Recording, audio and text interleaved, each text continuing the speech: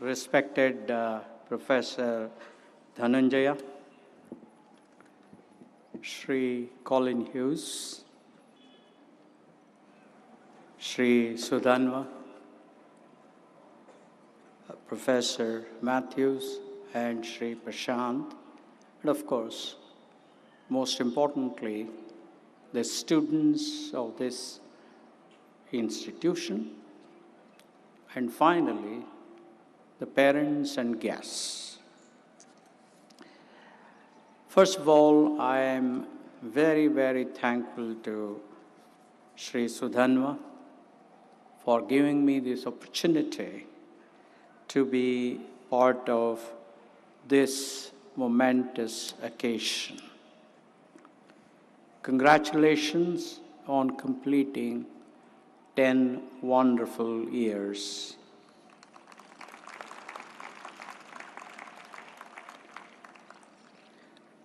I will address the students primarily because they are the future of our country. They are the ones who are going to change this world. You are commencing your journey of translating your education to the benefit of the world.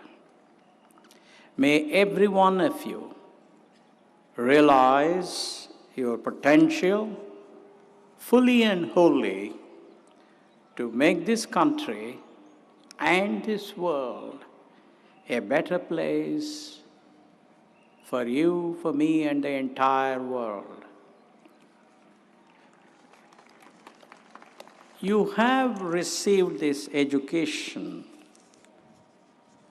from an excellent institution.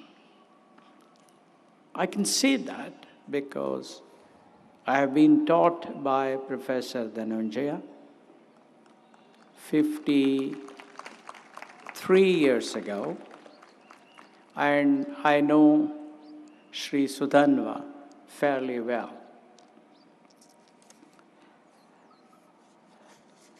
Therefore, today in addressing the students, I will speak on a very important topic, and that is becoming a patriotic Indian.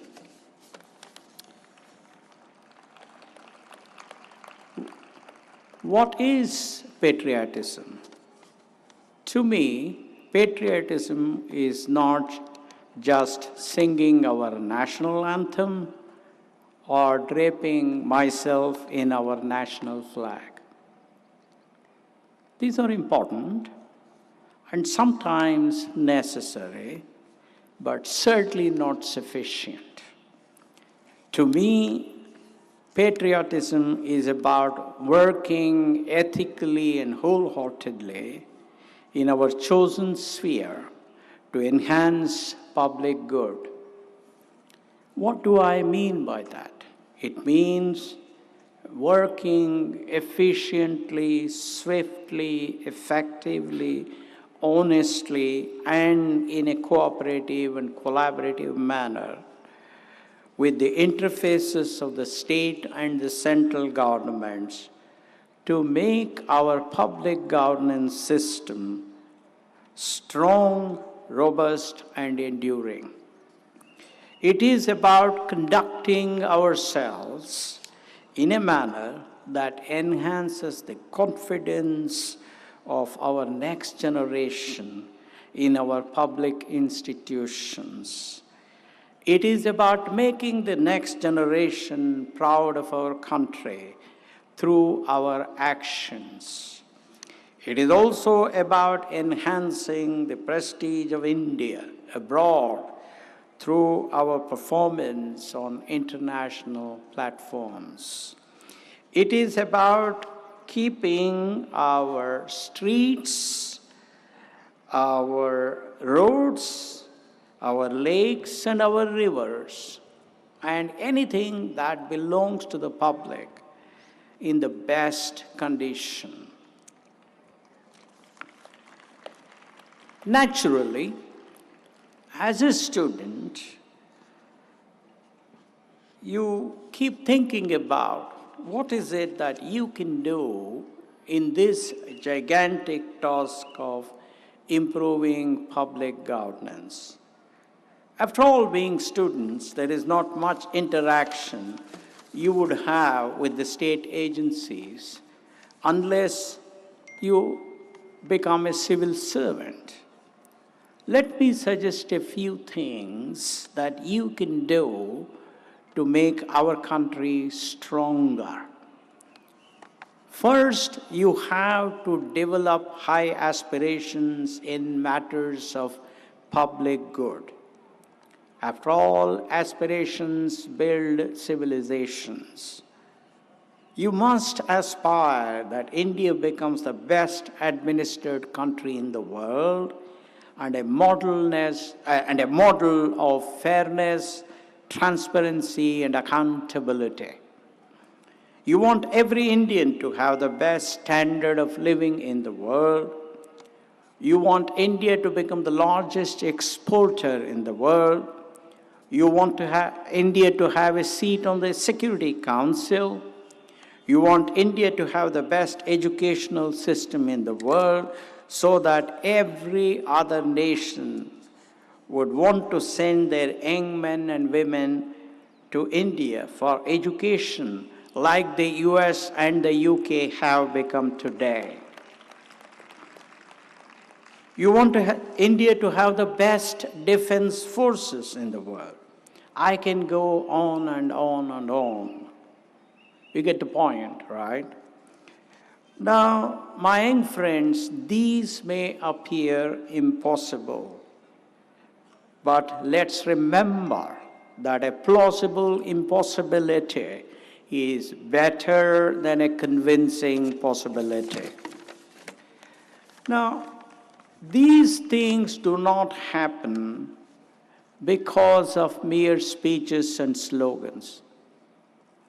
They happen because of performance. Unless you translate your aspirations to your actions, they just do not mean a thing. I want you to remember that performance leads to recognition, recognition leads to respect, and respect leads to power. Therefore, my friends, there is only one way to make India a dignified, powerful nation, and that is through your performance. Aspirational performance requires that you create aspirational targets and work hard, fast, smart, honest, and in a disciplined manner over a sustained period of time to achieve these targets that I talked about. Let's remember that we are the most indisciplined people in the world. With such indiscipline, we will not be able to achieve the lofty goals that I talked about and that we have set for ourselves. Remember that discipline, speed of decision making, and velocity of action are necessary attributes for high performance. You may not always be able to add any direct value to this effort of raising the quality of public governance. But if you etch such high aspirations in your mind right now, you will conduct yourself as a high-class citizen and do the best you can to help you and influence others around you to make these aspirational dreams a reality. Such high aspirations will also build up your character. They make you a better human being, no matter where you live. Better performance comes from benchmarking with people, organizations, and nations that are better than us. Mr. Colin Hughes is here. United Kingdom is one of the most advanced countries in the world. There's a lot that we can learn from that nation. We have to become open-minded to do this. When Indian companies started exporting, they realized that benchmarking with the global best was the surest way to succeed in the global market and to compete with the global best, even in our own domestic market. This brought better respect for India abroad and better value to our domestic customers. Therefore, please benchmark yourself with the global best in whatever you do. Whatever you do, doesn't matter. Tomorrow morning, if you did something, some experiment in physics, you must think of how the best students in Phillips Academy at Andover, Massachusetts, would perform. And you should say, I will emulate him or her and hopefully overtake him or her. Once you start benchmarking and competing with the global best, the next step for you is to aim to be the leader there. You become a leader by creating a set of next practices. Next practices happen because of innovation. Let me demystify innovation for you. Every day, in whatever you do, just ask 3 questions. How can I make whatever I did yesterday cheaper today? How can I make whatever I did yesterday faster today? And finally, how can I make whatever I did yesterday better today? I believe that answering these questions through your actions will make you more and more innovative. I believe that innovation must become a part of the DNA of every organization, starting from the janitor to the chairman. These days, most aspirational tasks are huge and need teamwork. Teamwork requires you to rise above gender, caste, religion, race, regionalism, and nationality. To do so, you must subordinate your ego and eliminate your biases by deciding every issue using data and facts in an environment of courtesy and dignity and openness. An environment of fairness, transparency, accountability, and meritocracy. You have to be a generous person, and you have to learn to share credit with other members of the team if you want to be a leader. You have to create trust and confidence in them through your actions. We Indians are not known for humility.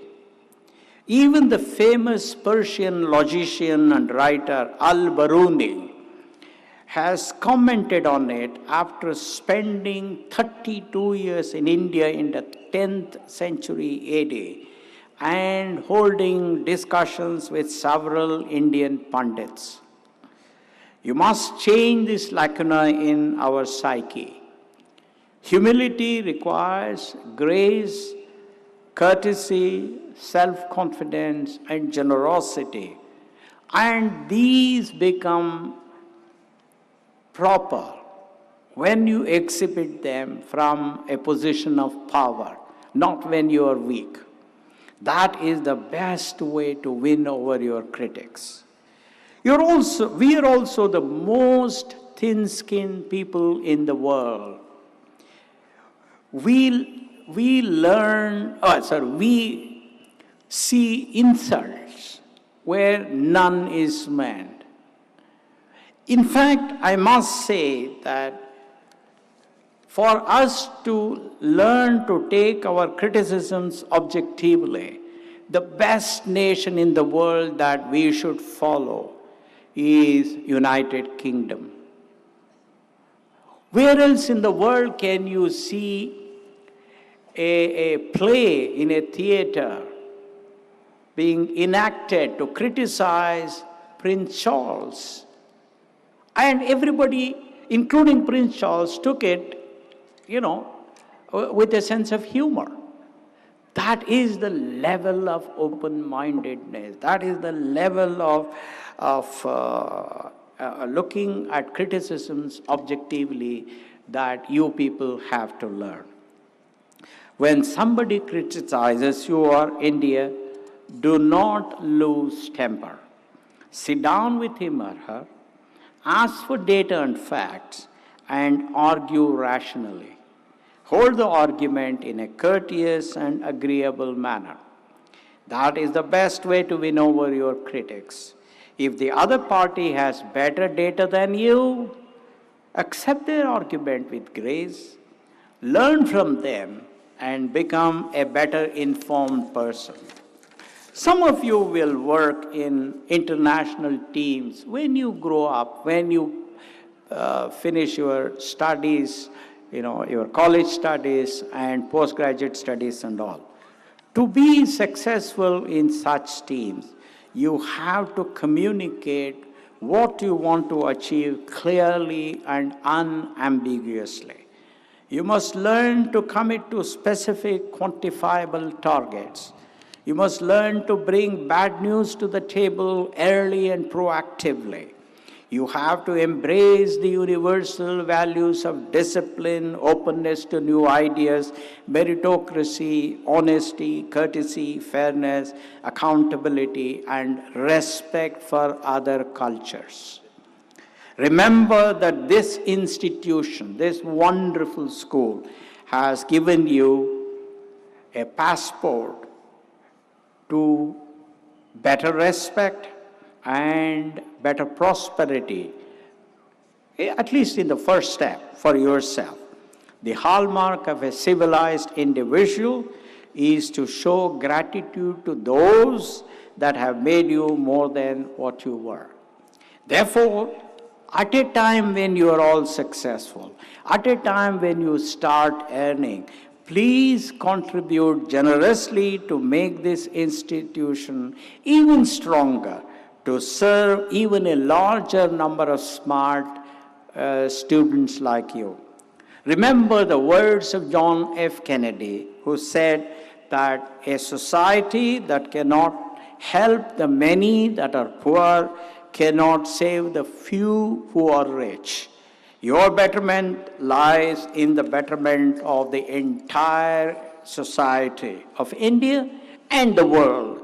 Therefore, please contribute in kind and cash to bring smile to the poorer sections of the society around you on a day when you are indeed prepared to contribute.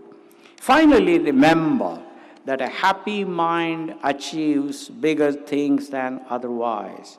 Therefore, have fun, be happy, and make people around you happy. Thank you.